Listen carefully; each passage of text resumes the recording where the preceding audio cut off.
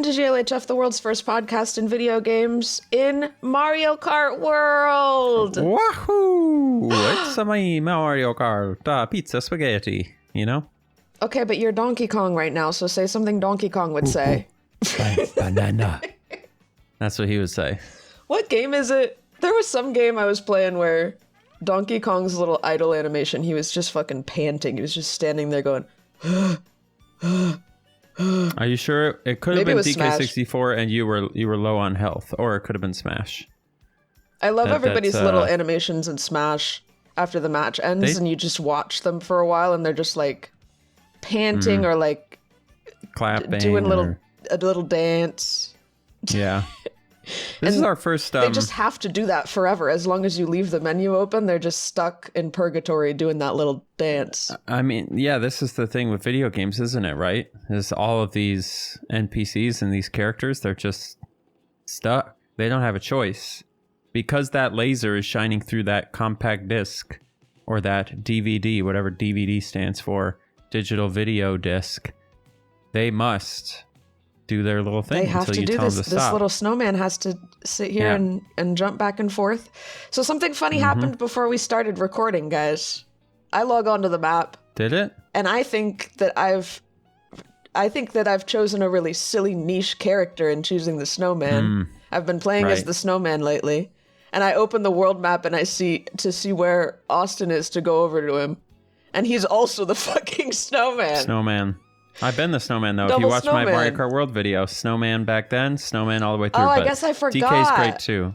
Damn. Yeah, so you might have subconsciously seen that and gone, oh, that's the character that cool people have. That's probably exactly what happened. It's probably something like that. So good news is, I don't know if you have paid attention, but Donkey Kong got a little redesign recently, and it's really excellent. I'm a big fan. Yeah, have you ever compared old Donkey Kong with new Donkey Kong? No, I'm going to look him up.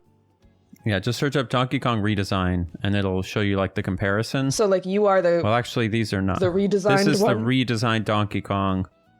Actually, there's actually not a good comparison here anywhere. But like they made him a little bit like monkier looking and kind of silly.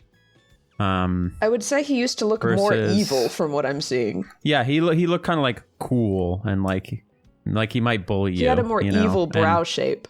Yeah. But now, Donkey Kong in Donkey Kong Bonanza, which I've never played, but I would like to.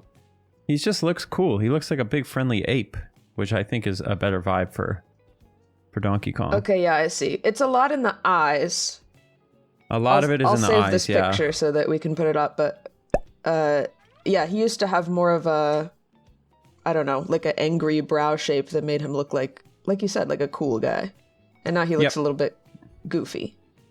A little goofy, just again, kind of like he really would go apeshit for some bananas. Doesn't that reflect the journey that we all take in life, where we like try to be cool for a while and then just realize that you just got to be goofy and it's fine? It can really go either way, ma'am. I just watched that documentary about the manosphere, and let me tell you, it can really go either way. Though in a way, those people have gone the goofiest, I suppose.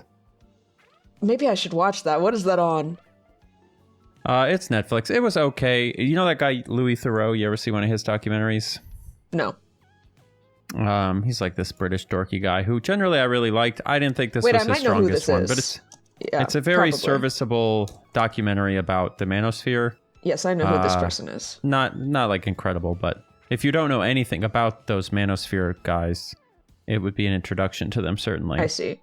I was unfortunately loosely familiar with a lot of them on account of being I know a lot king. of their I know a lot of their stuff from the internet, you know. Oh yeah.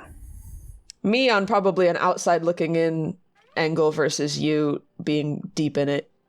I'm sure. I was watching it because I was fans of the creators. Yeah, you're trying to emulate. Yeah, exactly. I was trying to learn. The morning routine. I was trying to pick up some tips. Did you ever see that one guy's morning routine where there's like a faceless woman handing him food and clean clothes and stuff like throughout it? No, but how do I get that? Is it like a robot? No, it's like obviously his partner or whatever. When you say faceless, you mean like with a mask on? No, or like she's always cropped off? out. It's like only her hands in the frame, giving him stuff. She like gets his clothes ready and gets him cereal or whatever the fuck. Okay. So he has a servant. Yes, that's the vibe. I guess that is kind of what these Manosphere people want to some extent. We don't need to talk about that. Hey, Nintendo. This is our first Nintendo game on the pod. Is it? Name another one that we did. I don't remember. Because we just don't ever play done. Switch together. We just do PC. I know, but now I have... Well, because you have a Switch. This is my announcement. I have a Switch too. I haven't actually used it on the channel yet. Do you intend to? I'm sure I will at some point. I want to play... It actually comes out today when we're recording this, the new Tomodachi Life game. Oh my god, Tomodachi Life is so goated. It's so good. It's such a great game series. I don't think I'm going to play this one, but the 3DS one hit at just the right time for me. I like that you can... most of my experience of it, I never got to play the 3DS when I wanted to. Was it 3DS or DS? Surely 3DS. 3DS. I think so. I never actually got to play it. I still kind of want it. Maybe someday I'll buy it used. But, I just saw a lot of those viral videos where people, make them sing songs about penis and stuff. And it's just so funny that you can just make them say whatever you want.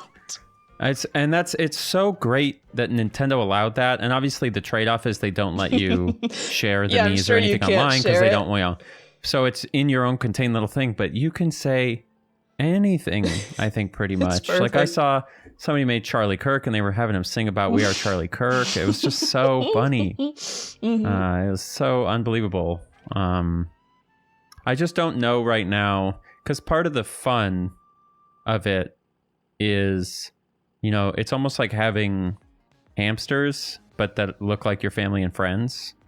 And so... you have to take care of them? I don't even know. You don't have to. They won't die. But it's a little bit like, honestly, a Tamagotchi. Where they all, at least in the 3DS one, they all live in this big apartment and have their little lives, and you check in on them and they'll be like, "Hi, how you doing?" So it has this feeling like that they're your pets, and you check in with them and you hear their thoughts, and they just sort of get up to stuff and you watch them get up to whatever they're getting up to. And so the funny thing is when you reach out to your friend and be like, "Check this out, this is you talking to this this famous person I put in, and you went on a date and it was so funny and blah blah blah." Yeah. And I just don't have those kinds of relationships right now where I would not that I don't have any friends, but I just don't. You can put me in it. Yeah, so it would be what? Me, you, our partners. And what am I going to just start put Taylor Swift in there? I don't know. I think you should just I'm not good at that type of stuff anymore. Just put everybody in it. Just make people uncomfortable. Be everybody. Somebody you barely know. I made you in Tomodachi Life, and you're making out with Steve Jobs right now. Yeah, we got Steve Jobs. We're gonna have. I'll just basically open up my YouTube, and then all the people that I see in my recommendations, I'll put them in, and then my whole friends and my family. YouTuber Tomodachi Life. Here's the thing. I'm trying to think of. That's part of the fun. Yeah, I'm trying to think of what my angle is, kind of, because I do want to make content out of it, but I don't want to just be whatever. I want to come up with a plot or something. So I'm trying to think of... Okay. But YouTuber, if it was a town of all YouTubers, would be kind of funny. Or I'll think about it. I'll think about it. I don't want to reveal everything on the pod, but I'm trying to think of a catch. It would be fun. You could put in all the presidents who were assassinated and then all the people who assassinated them. That's what I would do. I have JFK, Lee Harvey Oswald, all those people. We'll even put the guy that shot Reagan in there, but Reagan won't be in it. Have you seen the Littlest Pet Shop JFK assassination video? I have not. What is that? So do you know about how do you know what Littlest Pet Shop is? It was these little plastic... Aren't that little toys? Toys.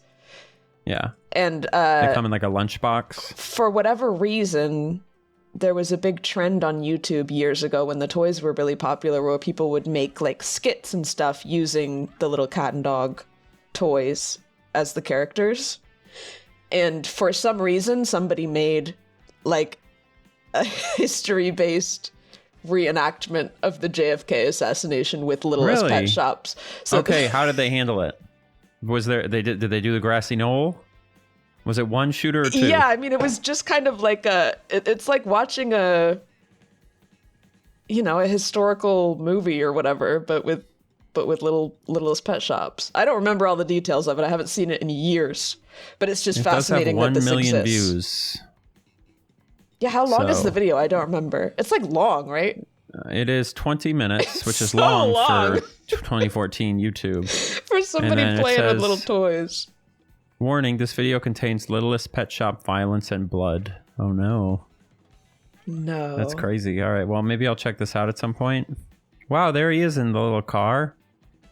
The music is very silly. It's like that silly, like, doom, dee, dee, ding, doom, doom. Yeah, probably just royalty-free, whatever. Yeah. How do I, get to the part? Oh, no, not this part. I skipped to a part where there's a big title that just says, at the hospital. No. Where's the shooting? All right, I'll figure this out later. I'll figure it out. Also, quick production note: are you paying attention to if the screen goes dark sometimes? So you just gotta like wiggle once in a while. Even when it's in the dock? Oh my god, we're covered in snow! I didn't know that could happen. As of right now, yeah, we just got covered in snow. Whoa, that's kind of funny for you. Yeah, little bits. It'd be like getting little bits of human flesh. That's true, but it'll make me bigger and stronger, as opposed to like, you know, it is kind of funny when I kind of wish that when you're the snowman and you go through like lava or something in a level that you should melt. You should just die.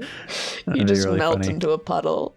What are you looking forward to most on Switch 2? So you got Tomodachi Life. I've heard TK Bonanza looks really fun, but I haven't played it. It does look cool. It looks, and there's not that many Switch 2 exclusives yet. Yeah, like I already said this on the pod burners. when they came out with the trailer for it, but everything in that game looks so shiny. The rocks are shiny. I don't like the look of it. Yeah, I've just heard once you're in it though, you're gonna get sucked in, and it's so fun. I've seen just everybody says it's really fun. So yeah, I do think because I've seen a little bit of footage of it, it's the kind of thing where like everything is destructible. I do think I would obsessively have to clear every rock in every level, which might get boring because I don't think I'd be able to leave it alone. It depends how fun it is, because in some sense it might scratch the same itch as like a power wash simulator, you know? Right, yes. As long as the sound effects and stuff are good enough, which it's Nintendo, so probably they'll be incredible. But I don't know. Yeah, I haven't played it, haven't had time. You did tell me you were playing a game that I'm also slowly playing through, but got interrupted, Mario Kart or Mario Wonder, which I think is amazing. Which I guess that game is incredible. Came out before? Did it come out on Switch already? Because now they have a new one that has like extra content. Yeah. But it's really fun. Me and Noah have been playing that because it's always fun to play a Mario game together. And just classic Nintendo, you know? Nobody does what they do like they do. And I always wish I liked it more than I do. But it is like, when you want that, it's just the best. I've really been enjoying it. I like that it's not in the Mushroom Kingdom. It's in the Flower Kingdom or whatever. So there's like different types of, there's like new creatures and stuff, which keeps it interesting. Yeah, and fun aesthetics. And the little worm guy is so cute. And also the theme of the game seems to be drugs, which is fun. Yeah, you take your little flower drug and then crazy stuff You do a drug happens. and then you're on drugs for a while. How do you play a Mario game? Do you have a strategy or you just go through it? Because a lot of people have different feelings on how they tackle it. If I'm playing alone, I take more time to like look around and it takes me longer in general because I'm dying all the time. If I'm playing with Noah, it's a lot easier when you play with somebody else, first of all, because you can save each other in the bubbles. So you can just like get through a level really fast. And then he tends to go a little bit faster than me. So we do just kind of like get through it. And then sometimes we miss like a star or whatever and we go back for it later. But so it depends. It's fun though. I like it. Yeah, it's a good one. There's also a ton of just like Mario Party style mini games and stuff in the like extra content thing that they added to it. So that's fun too. I'll tell you what, that Mario Party game they made, which also technically is a Switch 1 game, insanely good. I think I've said this on the pod before. Mario Party Jamboree is just I don't have that one. Top notch. I need to buy Mario Party. Like, all the Mario Party games used to suck and they were fun because they were bad, kind of. This is like really good and really fun. What makes it better? they just do a lot of stuff.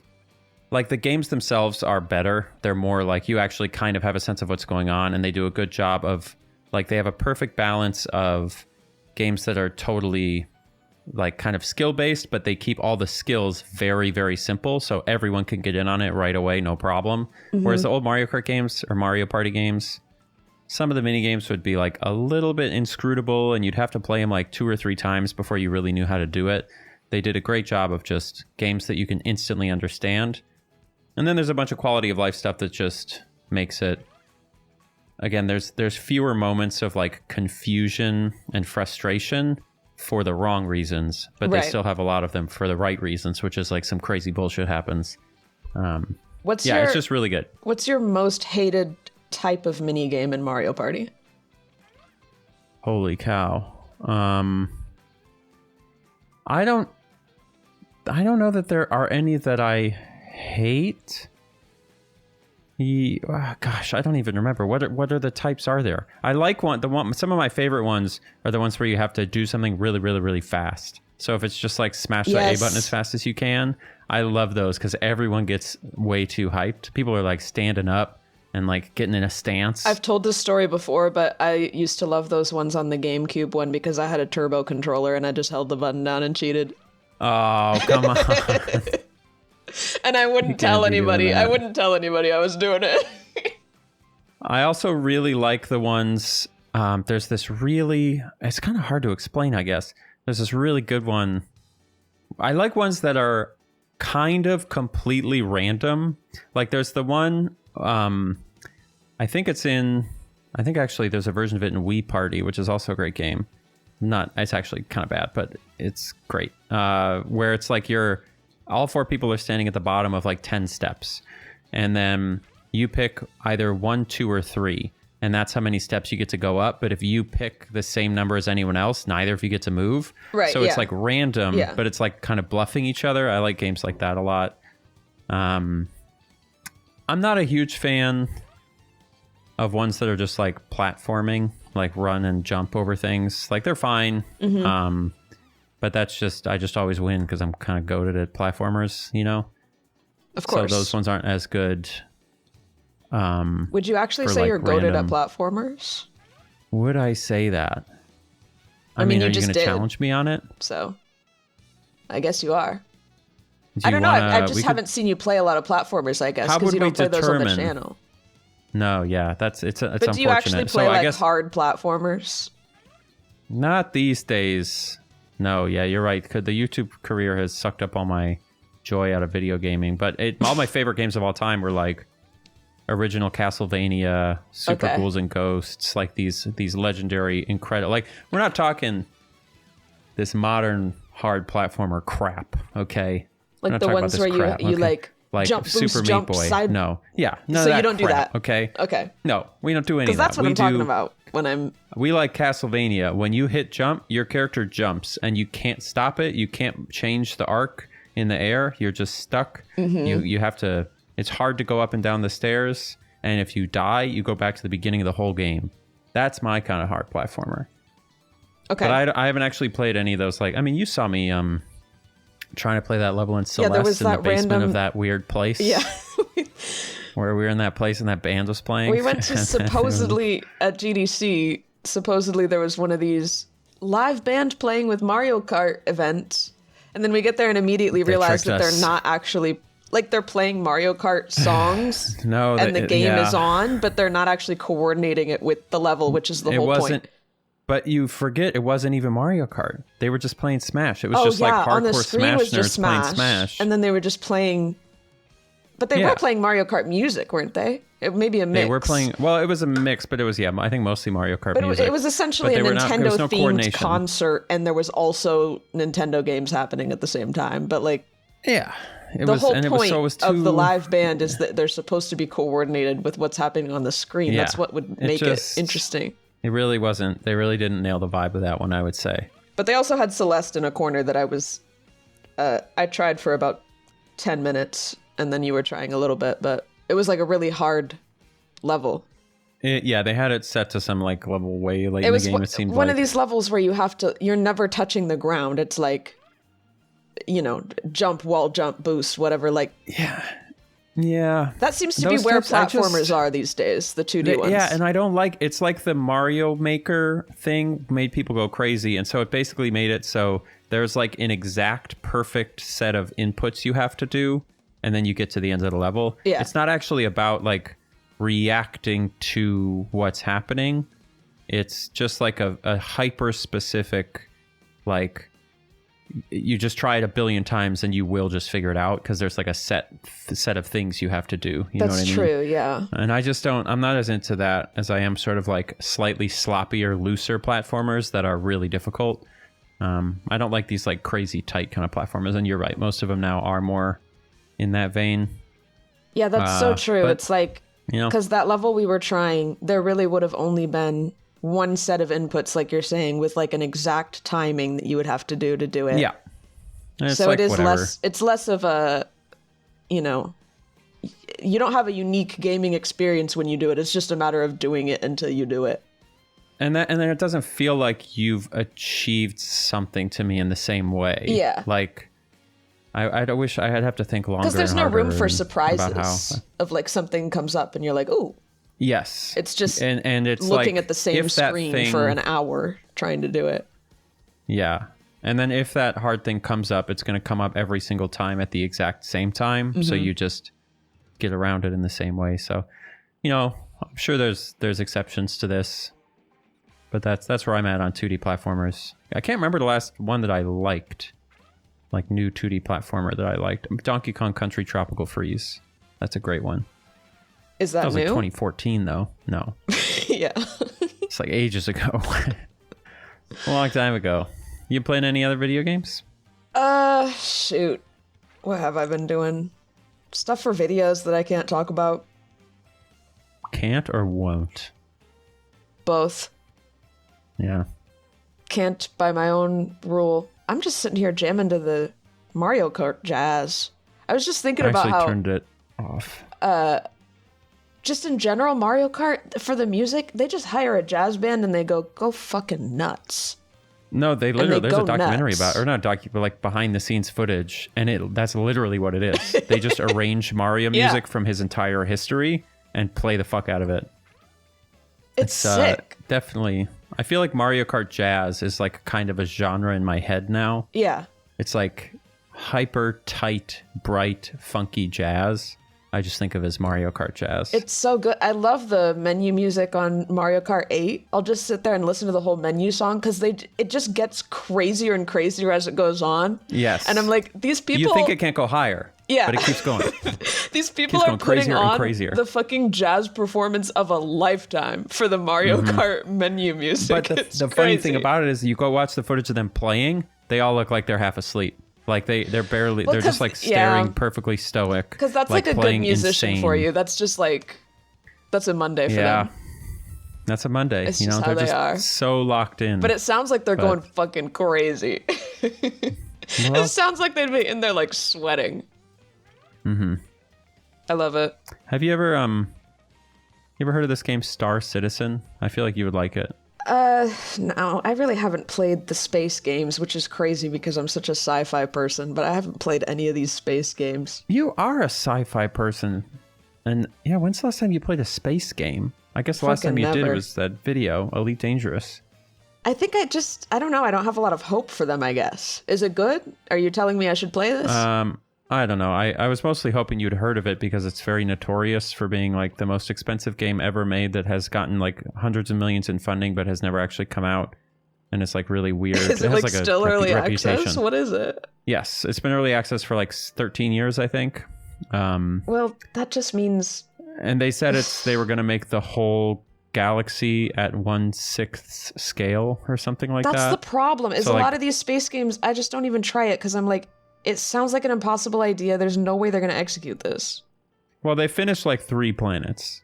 So, and if you think about 1/6 scale, that is an insane size for a planet.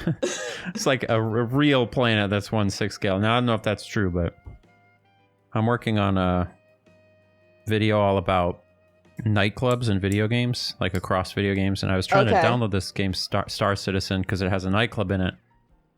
But it doesn't work. You can't install it. It's broken. So I was curious if you'd heard of it and could help me. No, I have not played it. Somebody emailed me telling me I should. So, I don't know. Is it like... It seems like it's going to be like Second Life, but with space. Yeah, it's like Second Life meets, but you can actually like do stuff like be a spaceman and fly around and shoot people or just be normal. But I don't... I'm sure and you just can't download it? What's the problem? Yeah, so I get the client, I download it, and I got the client, you open it up, and then it says, here's the game, and you click install. And I click install, and nothing happens. So I click it again, and nothing happens. And I click it again, and nothing. And I tried every fix in the book, delete it, restart it, change my account. Nothing. You just click install, and like a little thing comes up that says downloading, but it comes up for like 0.01 seconds and then disappears, and then nothing happens. So, well, clearly, I think you have to apply for Star citizenship first. Oh, you're right. I'm not. It's probably like need a test. Visa. You got to learn the Star language. They got to let me into the club. Yeah, I don't know. I don't think this seems...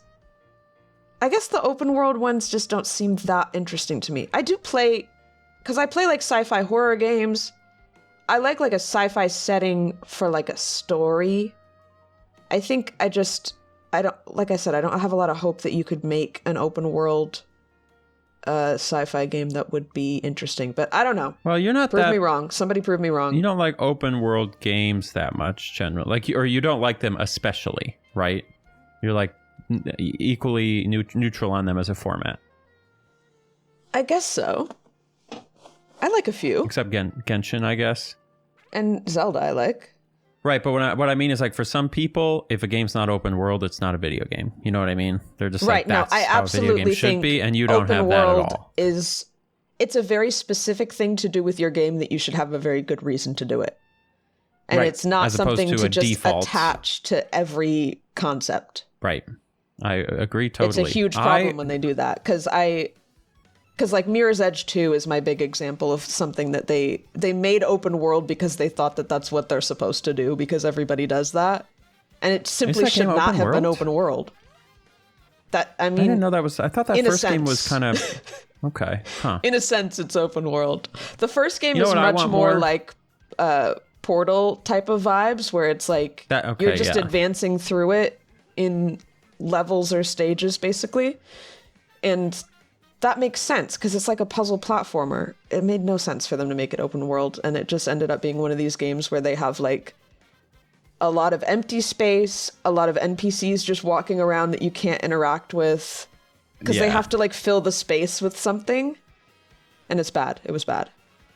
Mm-hmm. I want more games that are formatted as, like, hub and spoke games. Games where it's, like, you kind of have, like, a little open world area that's, like, your hub, but then you go globetrotting and see also, like, I guess the old Zelda games are a good example of this, where it's like you'll go to a snowland and the desert and you go to all these regions, and they're tied together by this little like hub world, but it's not open world. Like each little area is kind of its own thing. Yeah. I want more games like that, but nobody makes those anymore. Yeah, I mean, in general, it's just, I like games that are intentional. Like... Yeah. As long as it's intentional, you can make a good open world one, because like that's the point. Like that's what they did with the new Zeldas, is like they put a lot of effort into the experience of the open world, and that's what made it good. Yes, they did. Whereas most open world games, they just assume that there's something inherently good about the fact that it's open world. Exactly. And which it's like there kind of is. There is something cool about being like, I'm in a whole place, but it wears off very quickly. You're kind of like, all right, I get it. I got to walk down this street. Yeah. It doesn't wear off that quickly for me. I guess I do like it, but it's funny kind of like have having a game with really good graphics. The open world Mario Kart. True. Speaking of making something open world that maybe didn't necessarily need to be, but it's fun. I think also when games try things that they're not quite sure about and kind of like force it into place and just see what happens. Sometimes you get these interests. It's kind of like, Mario Kart Double Dash. It's like, why did we need two people on a cart? You didn't, but we just did it and decided to see what would happen. And there's a lot of bad things to that, and then you get a lot of fun things because of that. Yeah. And I think that's valid. I think it's cool when people just try random stuff and see if it works. And even if it doesn't totally work, I think it's respectable. Especially with something goofy like Nintendo. Yes. Because the environment and the characters and the sounds and everything are always going to be good, so they can experiment more because it'll pretty much always be like a fun Nintendo experience regardless. And so I haven't played a ton of Mario Kart World yet, but I like what I've seen of it so far. I was imagining it especially from the perspective of like a little kid. They would think it's really cool that you could just like drive around between all the courses. Yes. Even if there's not really that much to do in between. But that's the type of stuff that if you're a little kid who's just like killing time on a summer's day, you would just obsess about. You'd just be living in this world. Yeah. You know, you'd be driving around. It's like playing with a playset. Coins. Yes. And that is so right. I just want to give you, I want to snap my fingers for that. You know, you're so right. It's like a playset. So from that perspective, I think I'm for it. You know what? I've come around as well. I'm not going to make fun of it anymore. Have you made fun of it? Well, just a moment ago, I said, speaking of things that shouldn't necessarily have been open, which was very gamer podcast of me to say that. So I actually want to totally rescind that. That's okay. I'm taking it back. I've raised an eyebrow when I heard the idea.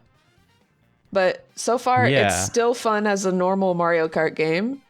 And it's just like also fun that you have the option. We're seeing a UFO fly by us right now. I don't know what. Oh, yeah? You can actually take control of those UFOs in a secret way if you figure it out, just so you know. I know, surprise. Have you tried the things in this game where it's like a race and there's like 40 people racing, and then every time you get to the checkpoint, the bottom 10 drop out and you have to like stay in the top? Yes, I thought that was so fun. So fun. It's so good. Like, honestly, like, it sounded silly because it was like, okay, they're doing a battle royale, Fortnite, whatever. It's really good. It's really fun, in the context of Mario Kart. It works super well. So that I give them props for. I think that was a great choice. For sure. Man, this snowman is just doing aerobics the whole time. I'm just jumping. Do you want to have a pop quiz? And you're completely still. Donkey Kong is like a statue compared to No. He's going to move. He's going to show off his muscles at some point. I saw him do it. Oh, I don't know. Give it just a minute. From what I see, you look catatonic. You look like he hasn't moved at all. Completely frozen, eyes straight ahead. He's fallen asleep. He is blinking, but he otherwise might not Mario be Kart alive. Jazz. Yeah. You want a pop quiz? There's no wrong answers. It's a no wrong answer pop quiz. About what? I'm going to give you a scenario and I just need you to respond to it. Sure. Okay. So if you were going to go, let's say we were hanging out and we wanted to eat some food around the middle of the day, right? We would call this, what would we call it? I would call that lunch. Okay, right. So if you were going to go sort of procure lunch for us, right? You're going to go to the kitchen. So you're not going out to eat. You're going to go into the kitchen, and at the end of your time in the kitchen, lunch will be there. What would you say to me as you stood up? You say, I'm going to... I would say, I'm going to make lunch. Okay, great. Now let's fast forward to the nighttime. I feel like I get where you're going with this. I would say cook dinner and make lunch. Right. Why? How did that happen? Is it because we don't cook lunch because we're just doing sandwiches? I noticed that this week. That might be the case because sometimes making lunch doesn't involve much cooking because it's just putting some stuff together. And it does feel weird to have sandwiches for dinner, kind of, doesn't it? Yeah, I do also say make dinner sometimes, so I can't rule that out. I have said that. Yes, but you would never say, I'm going to go cook lunch. Correct. It's just with dinner, it's either or. With lunch, right. if you say you're going to cook lunch, I think that sounds really serious. Like, oh, you're like really making You could be doing a 6-course meal. Yeah. You could be doing turkey legs. You could be doing mashed potatoes, greens, beans, everything. And you said, I'm going to go make lunch. And you be in there sweating, we're letting the bread rise and stuff. Dinner time, cook dinner if you're doing that kind of thing. That's so true. I've never thought about this. Isn't that interesting? Yeah. I had another realization this week. You want to hear it? Yeah. Lay it on. I was walking by this really old building in New Orleans. Not really old, old for America. And it was an old warehouse. And you know how in old buildings, they can't paint over the old logos and text because it's a historical building? So you have this faded old text. Yeah, it depends where you are and how much your city cares about history, but yeah. But it had this written on it. It said warehouse, only it was spaced. Warehouse. And I suddenly realized... 2 words.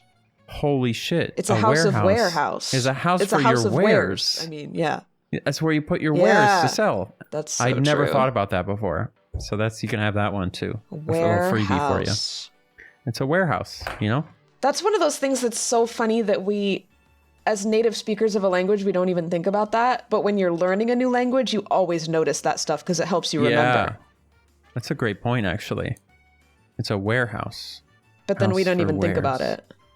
No, we don't. Not at all. It's a warehouse. What are you talking about? It's just a big metal building. It's just a word, yeah. Yeah, there could be not a single where in there, and you would say it's a warehouse, you know? It has totally lost its... You know, it could be empty. It could have a skate park in there, and you'd say it's a warehouse. And it's not. It's just a big building. Damn. So true, bestie. Damn is right. Yeah. I have a car-related question for you since we're in Mario Kart. And stop me if I've already discussed this. I probably wouldn't also remember. So. Yeah, that's fine. What would you say is the difference between a van and an SUV? You know, it's kind of like that porn thing, right? It's like, you know it when you see it. But could I tell you what it is? Sorry, explain the porn thing. You mean you know porn when you see it? It was like, well, what counts as porn? Is this art porn because it's a naked lady or whatever? It's like, well, you know it when you see it. You can always tell. No, yeah, you know what porn is because it has the intention of being porn. Well, so the intention is what's important. So if I paint, you know, a beautiful portrait of a nude man or a statue of David, and I say I'm intending this to be masturbated to, then suddenly it's porn and not art. No, you just know it when you see it, you know. So, well, I think. Okay, we're getting off track. Just answer the. I feel like I looked this up recently because there is a difference, and I feel like I knew it. A van and an SUV. Yeah, I don't know. I'm not sure. Do you know? Is this a wrong answer? Or I'm so delighted that you've said this because I also don't think there's that much of a difference. No. There is a difference. I'm not saying that. I'm saying I can't articulate it, but there definitely is. Okay, so the difference... You would never mistake an SUV for a van. I get made fun of ruthlessly for this because I will... Ruthlessly? Yes, because Endlessly. I will... Okay, so maybe you don't agree with me, but I will pretty much use the terms interchangeably and argue that there's not enough of a difference for it to matter. And No. There is. Okay, well... Because vans are rounder. I think that's the main thing. What I've been told is that it's something about the shape, and it's the fact that frequently vans will have sliding doors, whereas SUVs have normal car doors. However, my thing is, how can you even tell at a glance if it's a sliding door or not? Like, if I look for like a few seconds, I can figure it out, because usually the handle's on the other side. But like, I think that there are a lot of vans and SUVs driving around right now that look very similar to each other because SUVs have gotten bigger, vans have gotten smaller, there's minivans. I think a lot of them look very similar, and I think I'm being gaslit into trying to believe that they don't look similar. No one's going to argue with you that there's not a spectrum and that we're always blurring the lines. But I feel like there's some difference here. What's the missing there has link? to be. There's a missing link between there's a van and an link SUV here. somewhere. And now that we've said it out loud, there's going to be 800 comments that are going to be like, you idiots, it's obviously this thing. Yeah. But I don't know what it is. It might be something about the engine or some weird thing, but I feel like there's something aesthetically different. Like you would never call an Escalade a van. You know what I'm saying? Well, let me look it up. Or would you? What does an Escalade look like? Here's the thing also, I don't even know if I would call an Escalade about cars in SUV, general. to be honest. But like a Chevy, what is that one? Right. There's like the classic, like a Honda CRV, right? You're never calling that a van. That's an SUV, right? I guess. Some of them almost look like the shape. Like, what's a iconic minivan? Is it the Honda? I'm gonna look it up before I do this. What's that one? There's like that really famous one. like the minivan. What the fuck is it called? Look, okay, I just looked up minivan, and then one of them, what is this? Well, they list two different things in the description. Is this the I know. Kia? I'm having the same problem you're having. Kia Carnival? Okay, Kia Carnival? Look up the Kia Carnival, and tell me that doesn't also kind of look like an SUV. Okay, the problem is you're not wrong. It's giving SUV. It's too long. It's too long. So it's about the length? Partially. I will say, okay, I am noticing that the minivans, many of them have this extra window in the back.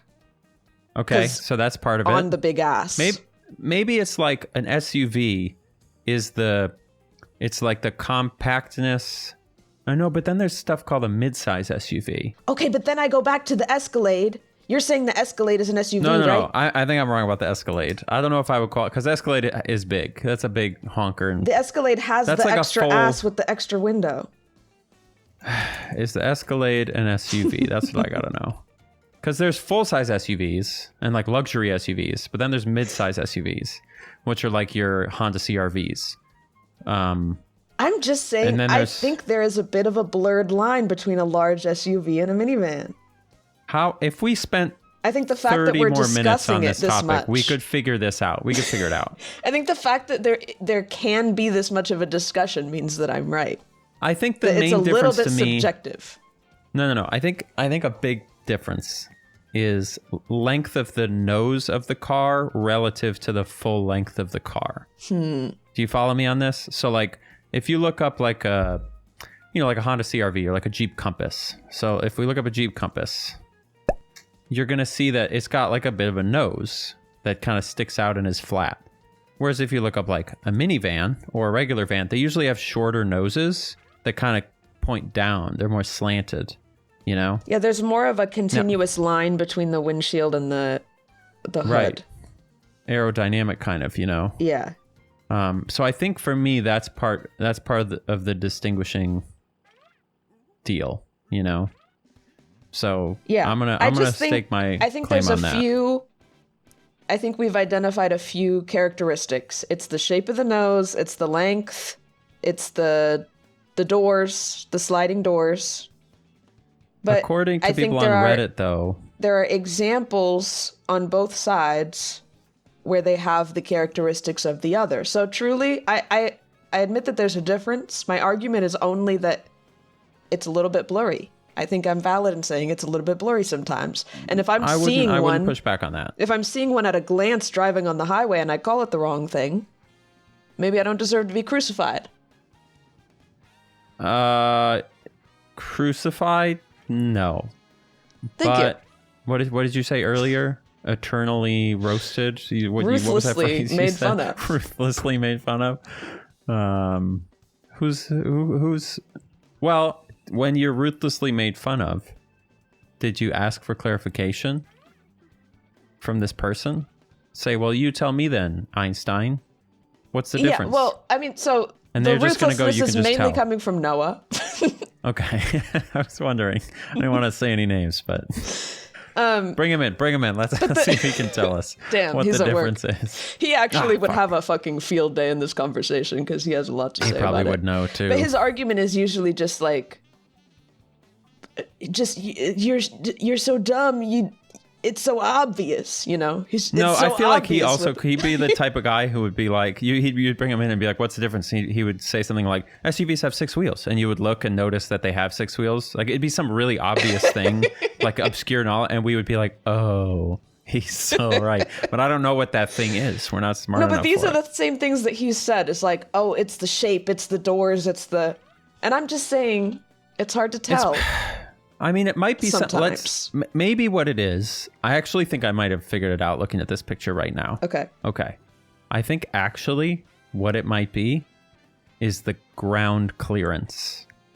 I know that sounds really like specific. Like the But look SUV up, is higher up. is higher because it's a sport utility vehicle, right? It can go off-road, You're whereas a actually van is so more like... right, because I'm scrolling think through the that might be minivans and it. they're all very low to the ground. Because they're prioritizing space inside because it's a van, Yeah. you know? That might literally be it. Which is why an Escalade counts as an SUV. Yeah, they are Unless lower to it's the a lowrider. ground. And that might be it. You might have cracked the case. Took us 15 minutes to get here, but that could be it. That could be it. But I'd be Noah curious. When couldn't- he gets home, Noah ask couldn't him. tell me that. He was telling me all this other You don't stuff think about so? the it's the shape of the front of it. He didn't say anything about Well, ground clearance. It's got an extra window in the back, and no, I think it might be ground clearance. That's I'm hitching my I can agree with that. vote. Because All right, that great. makes logical sense, because you're getting the SUV because you're having fantasies of like off-roading it, so you need it to be high up. What's your favorite type of car? Because you're kind of making fun of SUVs here, and I feel like a compact SUV is kind of like a goated, like all-around performer vehicle. I don't have one, but For myself, I've only ever owned like little tiny hatchbacks, and I enjoy a little tiny hatchback because I also have a little tiny hatchback. They are great. I love to zoom around in my little, it feels like a little remote control car. And I like having a super tight turn radius. I can park anywhere. I can parallel park really easy. And I just don't like having more than I need. I don't like having more space than I need. The only time it gets Until you annoying need is when I need to go pick up furniture or something, but then we have family Yeah. that has like big ass cars that we can borrow. Yeah, and it's true that like it's really not that big of a deal to go just like rent an SUV for a day if you need it. It doesn't take that long. Yeah, if you're in town, I will say recently we went and picked up I picked up a new bed frame in Portland because we saved it would have been like $400 to have it delivered. It was ridiculous. But, and I ended up borrowing somebody else's minivan. I know it was a minivan. Because of the ground clearance. But you originally, checked. yeah, it's 3 inches off the ground, so I know it's a minivan. I'm just running over everything. But but I had also looked into if that wouldn't have been an option, renting a U-Haul, because you go to the U-Haul website or you look at the side of a U-Haul driving down the road and it says rentals like for the day starting at $30, and you go, oh shit, Yeah. that's so easy. However, if they also charge by the freaking mile. So if you want to drive it, say 150 miles each way, it costs a trouble. lot of fucking money. Yeah, you just got to do it's not cheaper necessarily, but just straight up doing like a rental car SUV from Enterprise or whatever is just going to be a smoother experience. Do you like renting cars? Are you a car rental lover? I haven't done it a lot. I think actually the only times I've done it might have been the 2 times we rented a car in Japan. Which Was it fun? Yeah, it was. I mean, I like renting a car for traveling in a different country because you can go so many more places that you can't get to on Though public Japan's transport. got a lot of trains, but I guess you like going way out. But for places. like hiking and stuff, for like parks. Yeah, that makes sense. And like weird It's, hidden gems off the side of the road. Yeah. So I would absolutely keep doing that. Like I'm probably going to be a rent a car when I travel person because it opens up so many more nice. options. And I like to get out of the tourist areas, not to be like I'm so much cooler than everybody else, but like I like to find little towns and stuff that make me feel like I'm actually there as opposed to just like seeing the version of the place that everybody sees. Yeah. I love renting cars. I think it's fun to be in a clean new car. You get to try out different types. It's fun. When are you renting cars all the time? Just when you go to... most of the time when we travel, I'm like, we're just going to rent a car because I don't want to have to... Like, pretty quickly, if you think you're going to Uber more than twice a day, it's just going to be cheaper to rent a car if you're in a major city. Yeah. And if you have a place to park it, obviously. Though, I'm coming around on Uber, too. I wish we had Waymo, but we don't. But Uber, I'm coming around. Like, I used to be like, I would hem and I would haw. Because like we're gonna go out. There's a festival in the French Quarter tonight. We're gonna go down there, and normally we would just drive, but I'm kind of actually like, I don't want to keep track of a car. I don't want to find parking. Come home. It is annoying. I'll just Uber. Who cares? It's just Uber. Don't hem and haw I'm about coming it. around on it. Yeah, I'm done hemming and hawing. My hemming and hawing days are over. I love that phrase. Yeah, where do you think that comes from? I also want to know where the word van comes from. I was thinking about that. Why is it called van? I don't know. Where Any guesses? does the word van... It's probably short for something, I would imagine. Oh, it's so obvious once you see it. Caravan. Yeah, duh. Yeah. Okay, well, that makes sense. Where does the phrase hem and haw come from? Hemming and hawing. It might just be the audible sound of like going like, I don't know. I think it is. Yeah, that's what it's onomatopoeic in origin. English. Huh. All right, well. Humming and hawing. Like going, huh. You're humming and hawing. You're humming and umming and... Like Waluigi sounds. Banana. They got some good voices. The snowman is just silent but deadly. He says not a word. Yeah, he's got the right look. That's like the right type of look for a Mario Kart character. I really enjoy... I just thought it was really funny when I started playing him because I enjoy that he just has a completely... the same expression no matter what's happening to him. Yes. He's just got this stupid smiley face. It's kind of that. It's the Mario Kart jazz band vibe. Just totally neutral and locked in. I guess he's slightly positive, but he doesn't take nothing to heart. He just races and gets it done. I get very competitive in Mario Kart, so it's like he's Should expressionless, we do a race? but there's you want to race me? Oh, God. I know we're not quite out of time, but maybe at the end we can do a quick race. All right. How good are you, though? I haven't played this one that much. I don't know any new stuff. Don't back up. Now you said I get so competitive at Mario Kart. I take it so seriously. And now you're, I don't know. I haven't played. I only get competitive once I get good at it. And before that, it's how dare you be competitive about this? Like, that's such a silly game. Like, geez, are you trying to make me feel bad? Like, what's wrong with you? Yeah. You're going way too hard. Dude, stop. Jeez. It's just a game. Yeah, you're like acting like a gamer right now. It's actually embarrassing. Do you make that decision based on the first time you win the first time? And that's when you decide that it was cool that you won? Pretty much, yeah. Right about when I start winning is when I got it.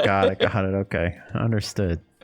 It's so funny because I could not care less about most like online competitive games. Like I will never get into like online shooters or anything like that, but it's always like the stupid silly ones like Mario Kart, Tetris Online, like extremely simple Tetris games. Online's so good that I get really riled up about. You ever play Puyo Puyo Tetris? A little bit. We've discussed this on the pod before. I didn't get super into it because I like Tetris and I just want to play Tetris. I don't want to play extra I know you would think that. I know you have to get over it though, because once you get through the annoyance of having to also play Puyo Puyo, it's another level.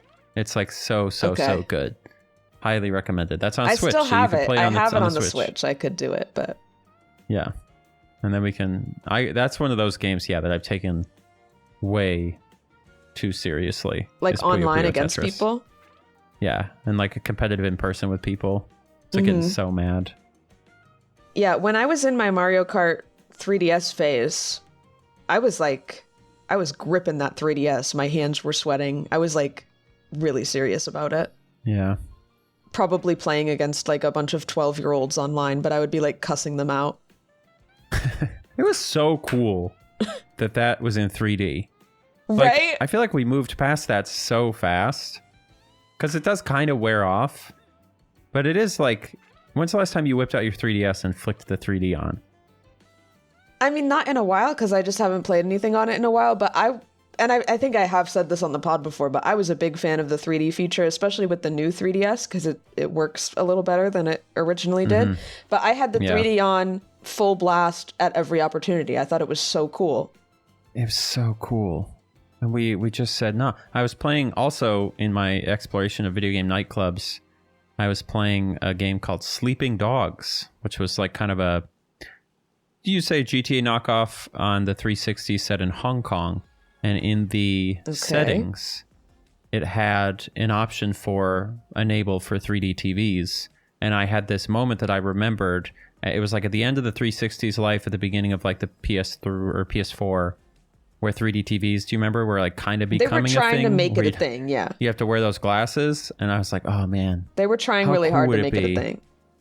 To play all your video games in 3D. Because I looked up a little bit about it when I was making my Avatar video, because I was talking about it in that video, because the Avatar PC game has 3D capability if you have a 3D projector or a TV. And that was like literally right around the year 2010 was when they were like really pushing 3D TVs as like, this is the future. Everybody's going to have one of these. And then that lasted literally like a year or two before they just gave up on it. Super quick.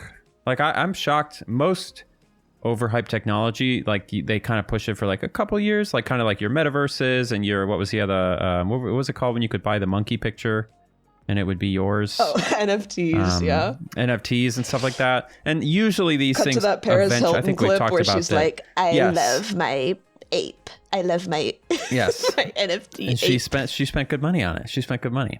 And usually that stuff dies, and then it'll come back in some capacity like 10 years later and have some actual function. But 3D TVs, it was like, I feel like it was 6 months. They must have sold that bad. Like it must have been that bad where they just immediately cut it off. Experience.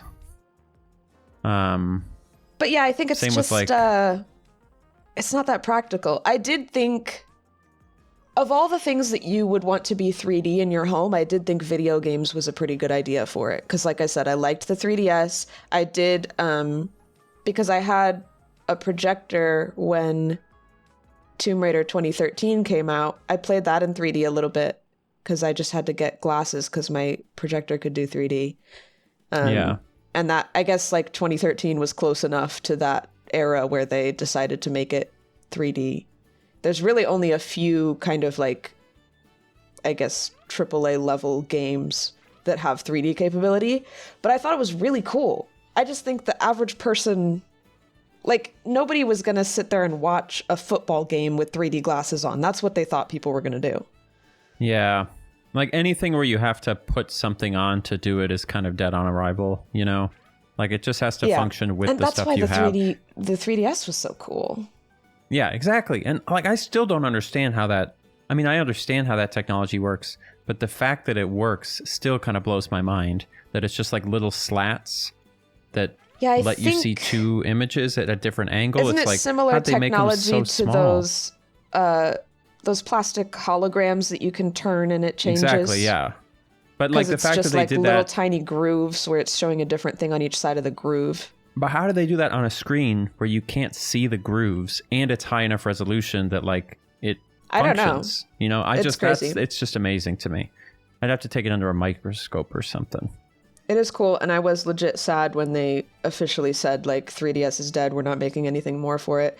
Only a few years after they announced the Switch and said, "Don't worry, we're not abandoning the 3DS." Yes, you are. No, they do that with every console. Because they still want to sell a few more games. They don't want you to stop buying it. They'll usually say, what was the worst one? It was when they had the Game Boy Advance. I think it was when the DS was coming out, the first DS. And they were like, don't worry, the DS isn't a new console. It's just our third pillar. We now have 3 consoles, the Game Boy Advance, the DS, and the GameCube. And then, of course, the DS went crazy. And they were like, of course we're it's done replacing with the Game Boy. What are you talking about? Yeah. They tried to tell because the Game Boy Advance sold really, really well. And when the DS first came out, people were like, this is really ugly. And it's, what is 2 screens? Who gives a fuck? This is bad. It was, dude. The original DS was so ugly. Mm-hmm. Just but the then design of it. Nintendo came out, and that was it. It was over for really everything. Yeah, that's so true. That first DS, like, I think we forget, but it went crazy. People were cooking with a cookbook on the DS. There was a stop smoking game that sold like well-ish. What? Teach you how to stop smoking. Do you remember these things? There was a McDonald's like you could order a cartridge to take to McDonald's to do something. Everyone was doing stuff with the DS. It was nuts. They're trying to make it into your everything device. Yeah, no, but they were trying. Like there was an app for the Louvre Museum in France. There was all sorts of crazy, sort of like brain age. You could read books on it and just nuts.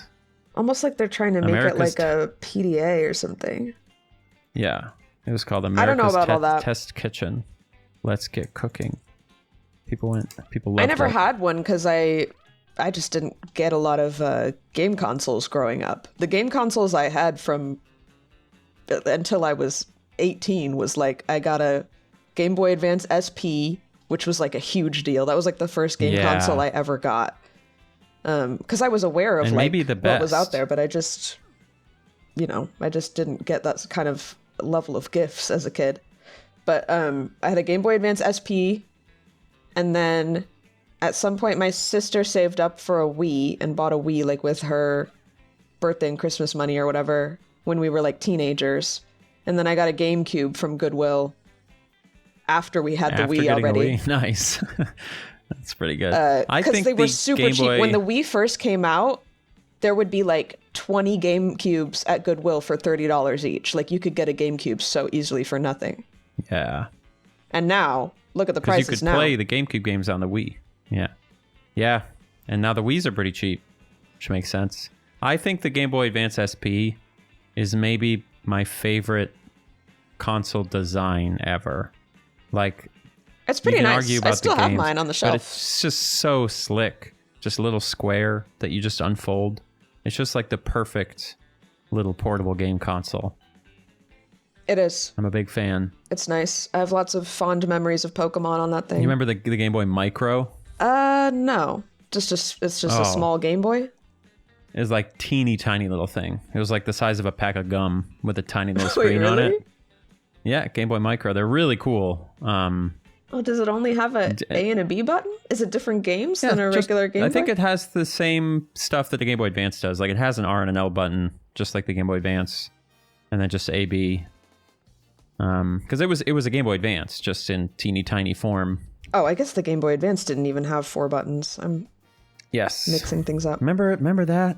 2 buttons. And this is what I'm talking about. The play date. I'm bringing it back to the play date. Have you not bought one yet? You should just get it. No, I haven't. You've been thinking about it for weeks. I've been thinking about it for weeks, but I don't even have time to play the games I do have. Ugh. Oh, you would find time. That crank is going to call to you. I'm going to be. You won't resist that crank. Right. You're going to want to crank it. I won't be able to. I'm going to want to crank it 24/7. You know there's no backlight? It's like an old Game Boy where you have to like point it in the light to see the games. Yeah. I don't know Isn't about that cool? that. No, it's cool. It's a good thing. They could just put a backlight in it pretty easily. No, it just wouldn't be right. It is crazy to have a game console that doesn't take cartridges, doesn't have a backlight, has a crank, so and you it's just have $250. Are you loading games from the computer or what? Yeah, you plug it in with like a USB-C cable, and then it downloads them from. They like have seasons of games basically every 18 months. And when you're doing your usual Instagram meme scroll when you're going to bed, just do this instead. Why would I give that up of all my hobbies? That's never going away. That's like the top. I apologize. No way. I was trying to think of something unnecessary that you do, but I guess I don't do anything unnecessary. Every moment of my day is filled with necessary. Yeah. Except maybe the first 30 minutes. Isn't the first 30 minutes when your gaming time? At least in the past, that's what you've said. It's supposed to be. But sometimes it turns into my... Basically now, because, I've said on the pod, I don't have any apps on my phone anymore. I have parental controls. So now I waste 30 minutes at the start of the day. But you still have the Instagram memes. No, I don't. I can only do Instagram after 7 p.m. and only for 30 minutes, and then it shuts off. Oh. Or Sundays. That's why the memes come in a 20-minute span, and there's like 100 of them. And then it's done. And I can't even reply. I don't even reply to messages on there because I run out of minutes. And so that's why it's so quick. You're posting like one a second. You're trying to get in as many. I've had to learn. I've had to learn to be able to judge quickly. That's so fucking funny. Yeah. Well, this is Darwinism, you have to adapt or die. But you're right. Maybe if I started my day with some play date instead of, I basically just go back and forth between opening up what do I open up? YouTube Studio, and then I read comments that are dumb. And then I open up my airplane tracking app and see that there's the same planes around me that there always are. And then I'll open up YouTube Studio first thing in the morning sounds like a bad cortisol spike. It never does anything. That's what I'm trying to go for, is a cortisol spike or a dopamine spike. I'll take any. It doesn't do anything for me. I've lost all touch. I know that I talk about it all the time, and I'm probably getting annoying about like my addiction to reading comments and social media and whatever. I literally have stopped reading comments, so congrats to me. Like, intentionally or just because it got boring? Intentionally, and because I remind myself every time I have the urge to do it that it almost always makes me feel bad. Do you like read top comments? Like, do you go to the video and see what kind of your top comments are? I read some of the top ones. What I don't do anymore is I used to like constantly check and sort by new and read every single one. That's crazy. Yeah. You never get anything good out of doing that, really. It's like maybe every couple days now I'll read like a few of the top comments. And that I feel like is how it has to be. I feel like people are just correct when they say that you shouldn't be reading all the comments.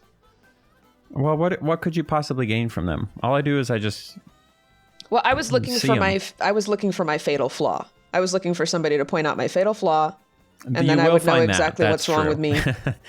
That is in there. Then you can fix it. So I could fix it. But I think I realized after several years of obsessively reading the comments that maybe that wasn't going to happen, and maybe the mental anguish that I was experiencing was actually not worth it. Yeah, and you were neither going to... you can't gain anything from it. You know, maybe if I really did have a fatal flaw, hopefully the people that I love would tell me about it. Or I'll find it out in the course of my life like a normal person. You know, maybe I don't need... Would you want to know? Like, assuming it's not a deal breaker for any of your friends and family, would you want them to tell you? I don't know if anybody even really has a fatal flaw the way I'm thinking of it. Because I'm thinking of like, I don't know, something I could fix that would make me like a perfect person that never hurt anybody's feelings. But it's interesting that that's where you go. I think we're all just, maybe we're all just human and we're taking it day by day. That's what I actually believe. Correct. But, you know, seeing so many comments about yourself makes you believe silly things like that maybe you have to be perfect or whatever. So I don't do it anymore. Yes. Yeah, good. You shouldn't. Good. All I do on my phone now when I wake up is clean up my Tamagotchi's poop. Oh yeah, you're still doing Tamagotchi, huh? I am. Can't stop, won't stop until Tomodachi. Do you remember Miitomo? Or were you Miitomo? Do you remember that? What is that? It was the very first smartphone app Nintendo ever made, and it was a social networking app where you got to be your little me. I think I heard about this. I didn't experience it. It was awesome, but if you didn't experience it, there's no way for me to explain what it was. So, okay. Glad you're still playing Tamagotchi, though. A conversational app where you could answer questions on various topics such as favorite food or current interests. And you use a me avatar. Okay, yeah, I don't know. Fun. I don't know anything about it. Yeah, we don't got to worry about it. Do you remember, how are we on time? We're 9 minutes over already, and we said we were going to do a race. 9 minutes over? Oh, we don't have to do a race. I don't want to get stomped and then be the person who transfers you from just enjoying scared. Mario Kart to suddenly being too serious. You're scared. That's okay. I'm frightened. Cheap. Well, let's at least start a race, and then okay. See if anything funny happens. Okay. For and the nothing does. Grand finale. How do we do that? Ethan, cut from here until we're in a race. Am I insane, or did they change the controls for this game? Because I want to say it used to be like you could use A and X. Anyway. Oh my god, I wasn't paying attention. It is what it is. Wow, yeah. We just got to get to the course. Yeah, you can still use A and X for sure. I don't know why I threw that. Okay, maybe they did. I was looking at my controller. I didn't realize the race started. Classic rookie mistake. I'm not good at this one, guys. Don't judge me. I'm not competitive You're not good yet. At what? I'm not competitive You yet at haven't this crossed one over. because I haven't. What happened to you figured it saying, out. "Oh, I played Mario Kart's the one I take real serious," and I played Mario Kart 7 for 1,000 hours? Right, not this I don't know one, why I though. keep using my items for no reason. We'll just get a blue shell or something. Where are you? Behind you. Oh. I think I'm just screwed. You are. You're just too.